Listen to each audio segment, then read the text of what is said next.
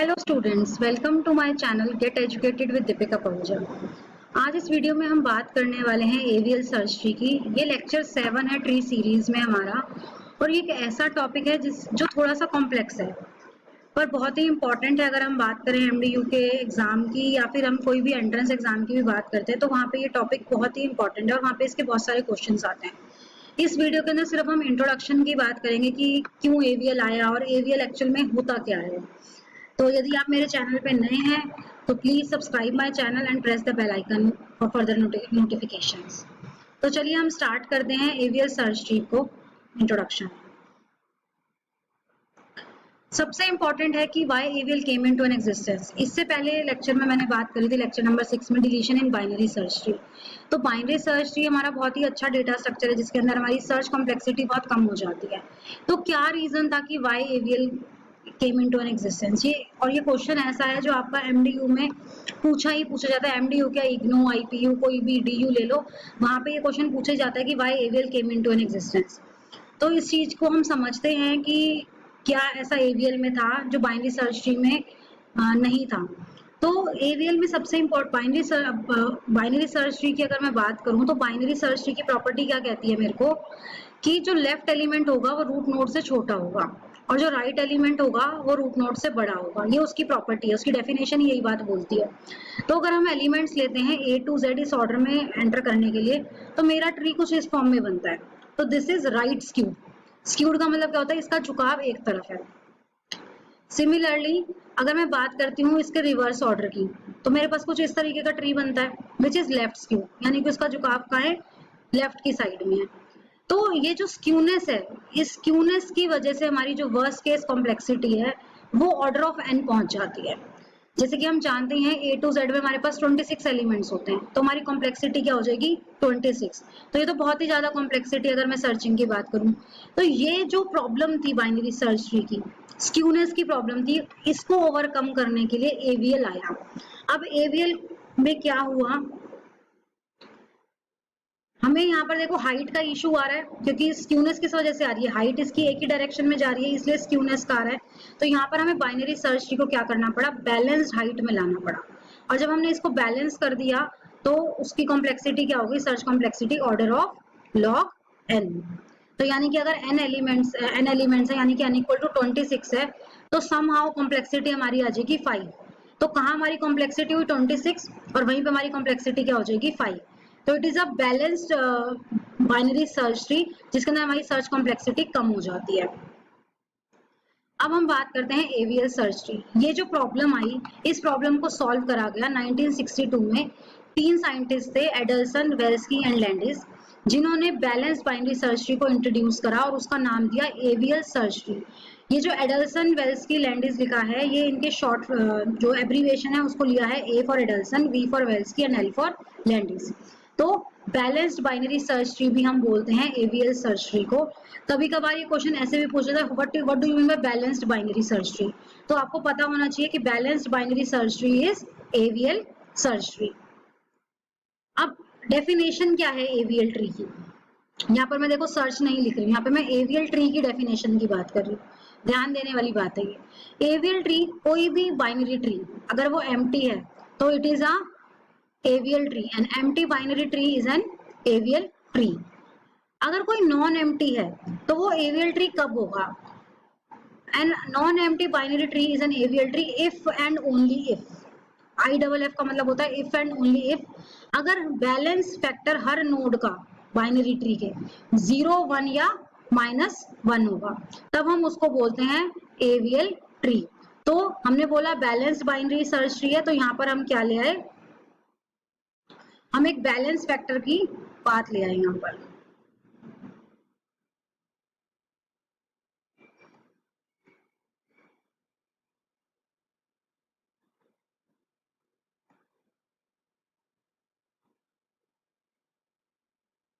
ठीक है, तो balance factor for every node हमारे पास यहाँ पर आ गया, जो क्या होना चाहिए 0, 1 या फिर -1।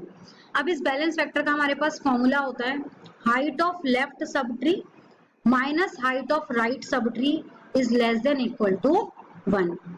यानी कि बैलेंस फैक्टर कैलकुलेट करने का फॉर्मूला हमारे पास क्या है, height of left sub tree minus height of right sub tree and it is always less than equal to 1। अब टीएल और टीआर क्या है, these are the left and right sub trees of a tree respectively. ये statement थोड़ी सी controversial हो जाती है, देखिए ध्यान से देखिए, an AVL search tree is a binary search tree which is an AVL tree. ये क्या कहना चाह रहे हैं स्टेटमेंट से, एवीएल सर्च ट्री एक बाइनरी सर्च ट्री है जो कि एवीएल ट्री है। तो यानी कि एवीएल सर्च ट्री कॉम्बिनेशन है किसका, बोथ एवीएल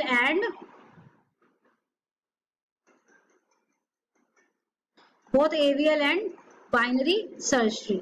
इसने दोनों प्रॉपर्टीज को, तो एवीएल सर्च ट्री हमारा क्या है, combination of both AVL and binary search tree. इसने दोनों की प्रॉपर्टीज को क्या करा है, यूज करते हुए इसने एवीएल सर्च ट्री बनाया है। तो बाइनरी सर्च ट्री की प्रॉपर्टी क्या कहती है कि जो भी लेफ्ट वैल्यू है it should be less than root node और right value should be greater than root node. ये तो बाइनरी सर्च ट्री की प्रॉपर्टी थी।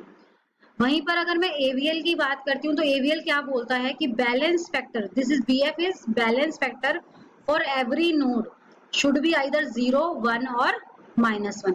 तो यानी कि एक बाइनरी सर्च ट्री की प्रॉपर्टी जो कि left value less than root node value और right value greater than root node value को अगर वो सेटिस्फाई करता है, उसके साथ ही अगर वो ये वाली प्रॉपर्टी भी सेटिस्फाई करता है कि 0, 1 और -1 है बैलेंस फैक्टर, तब भी हम उसको क्या बोल सकते हैं, एवीएल सर्च ट्री। यानी कि एवीएल सर्च ट्री क्या है, बाइनरी सर्च ट्री है अगर वो एवीएल ट्री भी है। तो रिप्रेजेंटेशन देखते हैं एवीएल ट्री की। अगर हम रिप्रेजेंटेशन की बात करते हैं एवीएल ट्री की, तो देखिए ये एक ट्री है मेरे पास और ये उसके बैलेंस फैक्टर मैंने बताए हुए हैं 0, -1, 1, 0, 0 और इसको हम रिप्रेजेंट करते हैं बाइनरी सर्च ट्री की तरह यूजिंग लिंक लिस्ट। अब हाइट ऑफ अ नोड क्या होती है, number of edges from node to leaf. Suppose मैं इस नोड की हाइट पता करना चाहती हूँ तो क्या हो जाएगा, edges to node to leaf 1, 2, this is the height of this node, this is the height of this node. और हाइट ऑफ अ ट्री क्या होती है, height of a root node. Suppose अगर मैं इसकी हाइट की बात करती हूँ, हाइट ऑफ अ नोड, तो ये तो हो गई 2। अगर मैं इसकी हाइट की बात करती हूँ तो ये हो गई मेरे पास 1 और इसकी हाइट भी क्या हो गई 1। नोड से लीफ पे जाने के लिए कितनी एजेस हैं उसको हम बोलते हैं नोड की हाइट। सिमिलरली इसकी हाइट क्या हो गई 0 और 0। नेक्स्ट हम बताते हैं कि कैसे हम बैलेंस फैक्टर कैलकुलेट कर सकते हैं एवीएल सर्च ट्री का। तो देखिए ये एक ट्री गिवन है मेरे को। अब सबसे पहले हम क्या करते हैं, हाइट लिख लेते हैं। तो इसकी हाइट कितनी है 2, इसकी हाइट कितनी है 1 और इसकी हाइट कितनी है 1। लीफ की हाइट तो हमेशा ही क्या होती है 0 होती है। तो देखिए जब मैंने बैलेंस फैक्टर का फॉर्मूला क्या है, height of left sub tree minus height of right sub tree. तो इसके इस नोड की लेफ्ट सब ट्री की हाइट क्या है 1 और राइट सब ट्री की हाइट भी क्या है 1। तो जब मैं यहाँ पर करूंगी तो 2 - 2 क्या दे देगा मुझे 0। तो G का बैलेंस फैक्टर क्या हो गया 0। ये हमारे पास है नेक्स्ट नोड। अब इसका यहाँ पर हम देखें तो इसके लेफ्ट नोड तो है ही नहीं और राइट नोड का हाइट कितना है 0। तो यहाँ पर क्या हो जाएगा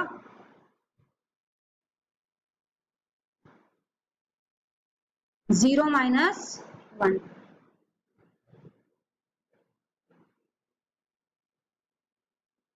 तो ये क्या हो जाएगा हमारे पास 0 - 1, क्योंकि इसकी तो हाइट है नहीं और ये एक एज हमारे पास अवेलेबल है। तो 0 - 1 इज इक्वल टू -1। सिमिलरली यहाँ पर हाइट क्या है 1 और राइट की कुछ भी नहीं है तो 1 - 0 1। तो G का बैलेंस फैक्टर क्या आया 0, B का बैलेंस फैक्टर क्या आया -1 और K का क्या आया 1। अब मैं C की बात करूं तो C का बैलेंस फैक्टर क्या हो जाएगा 0 और J का बैलेंस फैक्टर क्या हो जाएगा 0। क्लियर है आपको?